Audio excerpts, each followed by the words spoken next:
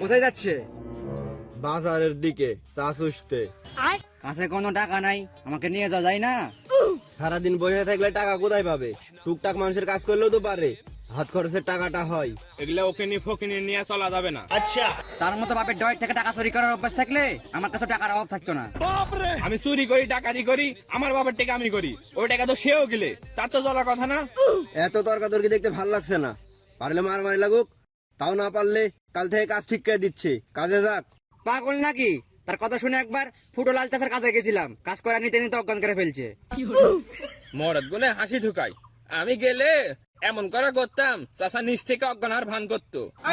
দেখা আছে সে কেমন মরদ। চা চুষা লাগবে, মাথা ধরিছে। যে নিজের টাকা খরচ করে খেতে পারবে তাই আসুক। সে কেন আসছে না? বললাম না কাছে কোনো টাকা নাই, তারাই গিয়ে খাক। ওইসব ফকিন্নি খাওয়া আমার অভ্যাস আছে, আসুক।